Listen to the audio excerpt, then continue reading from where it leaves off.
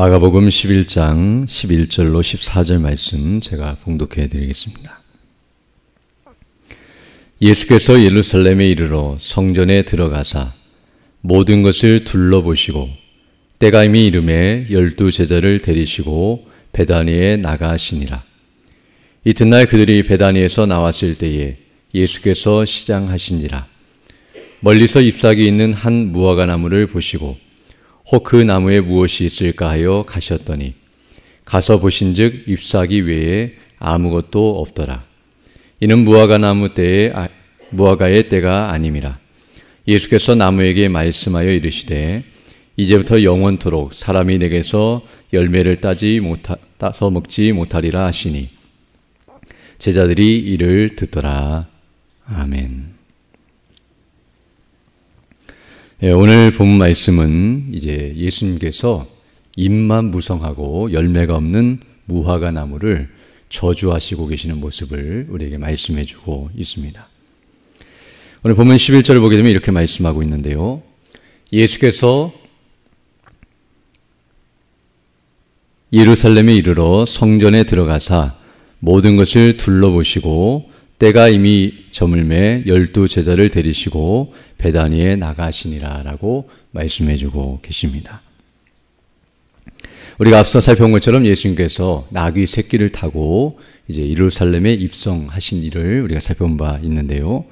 이제 오늘 본문을 보게 되면 예수님께서 예루살렘에 들어가셔서 특별히 오늘 본문을 보게 되면 성전에 먼저 들어가셨다는 것을 말씀해 주고 계시며 그리고 성전에 들어가서 모든 것을 둘러보시고 이제 때가 이미 저물었음에 이제 그곳에서 나오셔서 베다니에 머물고 계시는 모습이 나타나고 있습니다. 먼저 오늘 본문에서 예수님이 성전에 들어가셨다는 이 사건은 정말 영광스럽고도 두려운 모습이 아닐 수 없습니다.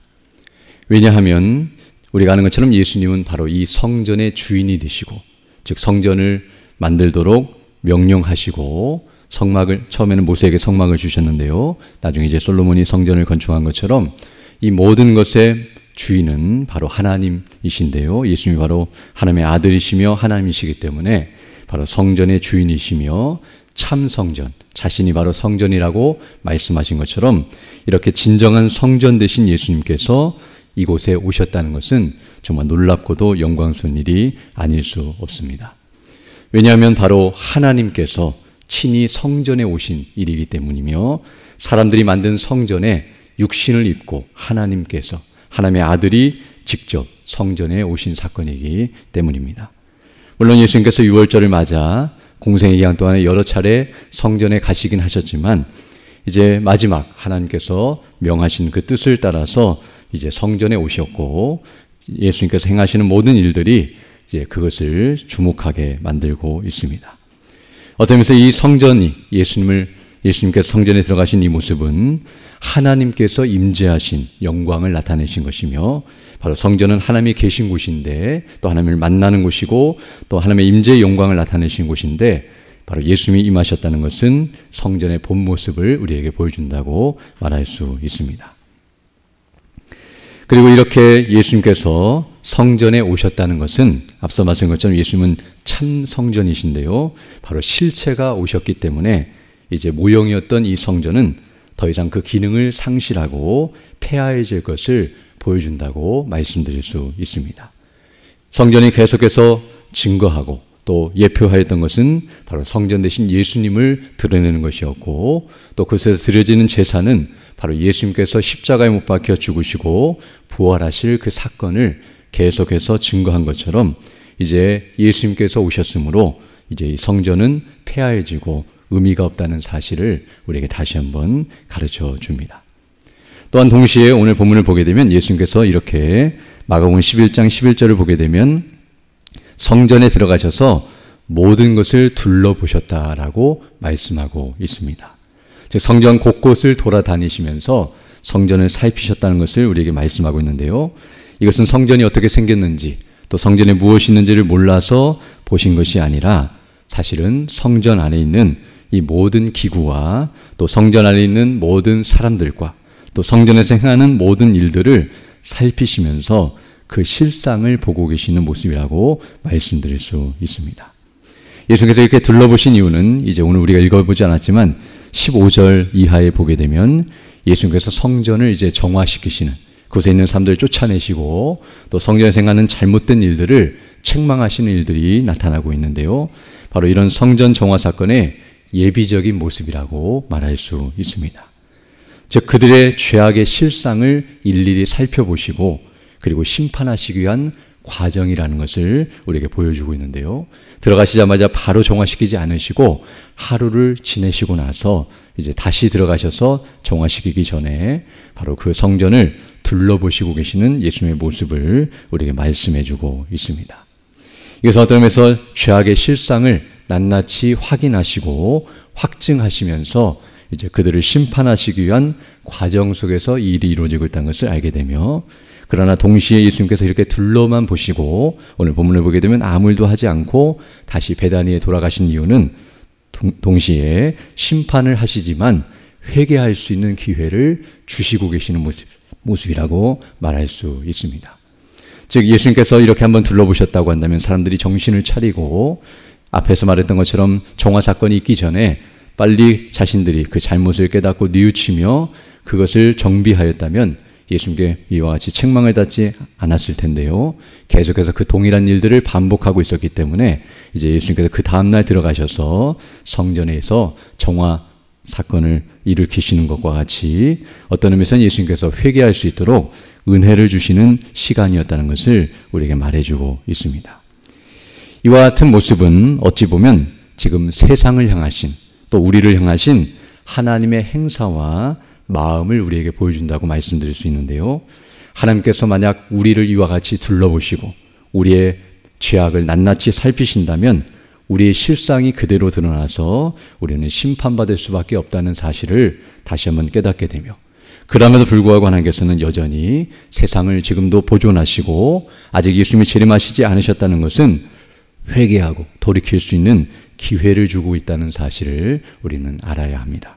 만약 끝까지 우리가 죄를 반복하고 끝까지 죄악을 떠나지 아니하고 이와 같이 악을 행하게 되면 마지막 주님의 재림의 날에 심판을 받게 되며, 우리가 계속해서 요한계시록을 통해서 우리 담임 목사님 통해서 말씀을 듣는 것처럼 하나님의 심판이 임박했고 기회가 주어지고 있다는 것을 기억하면서 회개하고 돌이켜서 예수님을 믿음으로 구원을 받고 또 회개하며 거룩한 삶을 사는 것이 합당한 모습이라는 것을 우리에게 다시 한번 가르쳐주고 있습니다.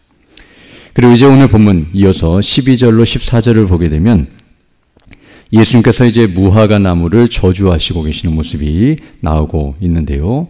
11절 보게 되면 이렇게 말씀하고 있습니다. 이튿날 그 다음 날 그들이 베다니에서 나왔을 때에 예수께서 시장하신지라. 멀리서 잎사귀 있는 한 무화과 나무를 보시고 혹 그 나무에 무엇이 있을까요? 가셨더니 가서 보신즉 잎사귀 외에 아무것도 없더라. 이는 무화과의 때가 아님이라. 예수께서 나무에게 말씀하여 이르시되 이제부터 영원토록 사람이 내게서 열매를 따먹지 못하리라 하시니 제 아들이 이를 듣더라라고 말씀해주고 있습니다. 오늘 여기 본문을 보게 되면 예수님께서 이제 다음 날 베다니에서 나오셔서 이제 성전을 향해 다시 가고 있는 모습이 나타나고 있는데요. 그때 12절 보게 되면 예수님께서 시장하셨다라고 말씀하고 계십니다. 즉 배가 고프셨다는 말인데요. 이 말은 어떤 의미에서는 식사할 겨를도 없이 이른 시간에 지금 성전에 가고 계시는 모습이라는 것을 알 수 있으며, 또 이 시장하셨다는 이 표현은 다른 말로 한다면 예수님께서 이와 같이 육신을 가지신 사람이시라는 사실, 즉 인성을 가지신 분이시라는 것을 증거하는 표현이기도 합니다. 예수님은 사람이셨기 때문에 이와 같이 우리와 같이 먹을 것이 없으면 배가 고프고 또 여러 가지 어려움을 당할 수 있는 그런 상태에 있었다는 것을 우리에게 보여줍니다. 그러나 동시에 오늘 본문을 보게 되면 예수님께서 이제 시장하셔서 무화과 나무를 보았는데요. 무화과 나무가 잎이 많아서 그것에 열매가 있는 줄 알고 가셨지만 그러나 아무 열매가 없자 그 무화과 나무를 책망하시면서 저주하시는 모습이 오늘 본문에 나타나고 있으며, 또 예수님께서 이와 같이 무화과 나무를 저주하시자 20절을 보게 되면 이제 그들이 아침에 지나갈 때, 즉 성전 정화 사건 다음 날 이제 다시 또 성전에 들어갈 때에 무화과 나무가 뿌리채 마른 것을 보고라고 말씀하는 것처럼 예수님께서 저주하셨고 그 다음 날에 가서 보니까 무화과 나무가 다 말라버려서 죽어 있었다는 사실을 말해주고 있습니다. 잎이 이렇게 많았던 나무가 하루아침에 하나님 예수님의 저주의 말씀을 듣고서 심판을 받아서 이와 같이 멸망한 것처럼 완전히 죽어버린 이 사건, 이것은 어떤 의미에서 예수님께서 바로 하나님의 능력을 가지신, 말씀하시면 그대로 되는 바로 하나님의 아들, 곧 신성을 가지신 분이시라는 것을 우리에게 증거해 주고 있습니다. 즉 오늘 보면은 예수님의 인성과 신성, 예수님이 바로 우리와 동일한 사람이시지만 하나님의 아들 되심을 그대로 증거해 주시고 있다는 것을 우리가 알게 되며, 그리고 이 저주하신 사건은 예수님이 누구신가, 그분이 무슨 일을 행하시는가를 우리에게 보여주시는 사건이라고 말할 수 있습니다.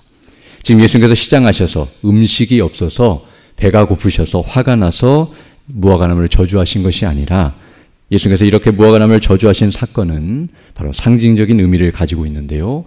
잎만 무성하고 열매가 없는 무화과나무는 마치 겉은 화려하고 속은 비어있는 쓸모없는 상태에 있는 것을 의미하며, 바로 이런 상태에 있으면 저주와 멸망을 당하게 된다는 것을 가르쳐 주시기 위해서 예수님께서 이 일을 행하셨다는 것을 알 수 있습니다. 이처럼 겉은 화려하고 아름다워 보이지만 속은 비어있고 전혀 쓸모없는 상태에 있는 이 모습, 이 잎만 무성한 무화과나무 같은 상태는 바로 그 당시 이스라엘 백성들의 모습이라고 말할 수 있는데요. 그들은 성전이 있었고 또 제사를 드리고 있었고 하나님의 말씀을 알고 있음에도 불구하고 여전히 하나님을 경외치 아니하고 바르게 섬기지 않는 외식적이고 형식적인 모습의 그런 모습을 하고 있었는데요. 바로 이 무화과나무의 모습과 동일한 모습이며, 또 당시 종교 지도자들, 대제사장과 서기관들과 바리새인들이 바로 이와 같은 모습을 하고 있었으며, 또 이제 뒤에 성전 정화 사건을 통해서 드러나는 것처럼 성전도 겉으로 볼 때는 아름답고 화려해 보였지만 실상은 부패하고 더럽고 추하여 멸망받을 수밖에 없는 상태에 있었다는 것을 우리에게 보여주며, 궁극적으로 죄인된 우리의 모습이 바로 이와 같은 모습이라는 것을 알 수 있습니다. 하나님께서 무화과나무를 창조하신 것은 열매를 맺도록 하시기 위함이며, 무화과나무가 필요한 이유는 열매인데요. 바로 하나님께서 우리를 그렇게 창조하셨고 하나님께서 요구하시는 열매를 맺어야 함에도 불구하고 범죄하여 부패하여 하나님이 원하시는 열매를 하나도 맺지 못하는 이와 같이 잎만 무성한 나무가 바로 죄인된 우리의 모습이라는 것을 알게 되며, 오늘 우리는 이 말씀을 통해서 이렇게 잎만 무성하고 열매가 없는 자들이 되어서는 안 된다는 것을 깨닫게 되며, 바로 그러기 위해서 하나님의 은혜와 능력을 구하는 자들이 되어야 한다는 사실을 다시 한번 깨닫게 됩니다. 그러나 궁극적으로 우리가 알아야 할 것은 이 무화과나무가 스스로 열매가 없다고 해서 스스로 열매를 맺을 수 없는 것처럼 우리도 스스로는 열매를 맺을 수 없으며, 오직 성령의 능력, 성령께서 우리를 변화시키시고 온전케 하셔야 이 나무가 종자가 바뀌고 또 접붙임을 받아서야만 열매를 맺는 나무가 될 수 있는 것처럼 우리도 성령의 거듭남과 능력을 힘입어야만 온전히 하나님이 원하시는 성령의 열매를 풍성히 맺는 대로 나아갈 수 있으며, 오늘 본문을 보게 되면 예수님께서 저주하시자 그대로 되었다는 것은 반대로 한다면 예수님이 축복하시면 그대로 된다는 사실 또한 우리에게 가르쳐주고 있는데요. 이렇게 잎이 풍성하고 살아있는 나무도 말씀 한마디로 이렇게 죽었다고 한다면 마른 뼈와 같고 그리고 죽은 나무 같은 우리들도 주님께서 말씀하시면 살아날 수 있다는 사실, 우리가 아는 것처럼 에스겔의 그 마른 뼈들이 살아나고 아론의 그 지팡이가 싹이 났던 것처럼 죽어있는 우리의 영혼도 성령의 능력으로 우리 주 예수 그리스도의 구속의 은혜로 우리가 다시금 살아날 수 있다는 것을 기억하면서, 바로 예수님은 하나님의 아들이시고 그리스도로서 오늘 본문이 보여주는 것처럼 심판의 주로 이 땅에 오셨기도 하지만 생명의 주가 되신다는 사실을 기억하면서 그분을 온전히 믿고 의지하며 나아감으로 온전히 회복되고 또 하나님이 기뻐하시는 열매를 맺어 주께 영광 돌리며 맡기신 사명을 바르게 잘 감당해 나가는 우리 모두가 되어야 할 줄로 믿습니다. 이런 은혜를 달라고 간구하시며 살아가는 복된 한 해 되기를 간절히 소망합니다. 함께 기도드리겠습니다. 거룩하시고 자비로우신 아버지 하나님 감사를 드립니다. 지난 밤에도 우리에게 은혜를 더하여 주시고 이렇게 다시금 새날 새 아침을 시작하며 주께 경배하며 영광 돌릴 수 있도록 은혜 베풀어 주심을 감사드립니다. 오늘 말씀처럼 우리는 입만 무성하고 열매를 맺지 못하는 그런 부패한 죄인들이었지만 우리 주 예수 그리스도 안에서 우리를 구원하사 하나님이 기뻐하시는 성령의 열매를 풍성히 맺으며 주께 영광 돌리는 복된 삶으로 우리를 변화시켜 주시고 온전케 하심을 인하여 감사를 드립니다. 그러나 여전히 우리는 부패하여서 우리 스스로는 열매를 맺을 수 없고 또 주님의 원하시는 뜻대로 살아갈 수 없사오니 성령께서 늘 능력과 지혜와 은혜를 더해 주시고 우리 주 예수 그리스도께 온전히 붙어 있고 그 은혜 안에 온전히 거하여서 주님이 주시는 능력을 힘입어 믿음으로 행할 때에 아름다운 열매를 맺어 하나님을 기쁘시게 하고 영화롭게 하며 또 많은 이들에게 복음을 증거하고 주의 뜻을 이루어가는 우리 모두 될 수 있도록 은총을 더하여 주옵소서. 특별히 연약한 중에 있는 주 백성들 일일이 기억해 주시고 여러 가지 연약한 중에서도 주를 믿는 믿음으로 반응하며 또 주의 도우심과 은혜를 구하고 있사오니 치료하여 주시고 회복해 주셔서 더 강건한 모습으로 주의 일에 힘쓰는 믿음의 사람들 다 될 수 있도록 은혜를 더하여 주옵소서. 또 이 시간 기도할 때도 주의 성령께서 함께하사 믿음으로 주의 뜻을 간구하는 귀한 시간 되게 하시고 오늘 하루 주와 동행하는 복된 하나가 될 수 있도록 은총을 더하여 주옵소서. 우리 구주 예수님 이름으로 기도드립니다. 아멘. 하늘에 계신 우리 아버지, 아버지의 이름을 거룩하게 하시며 아버지의 나라가 오게 하시며 아버지의 뜻이 하늘에서와 같이 땅에서도 이루어지게 하소서. 오늘 우리에게 일용할 양식을 주시고 우리가 우리에게 잘못한 사람을 용서하여 준 것 같이 우리 죄를 용서하여 주시고 우리를 시험에 빠지지 않게 하시고 악에서 구하소서. 나라와 권능과 영광이 영원히 아버지의 것입니다. 아멘. 기도하시고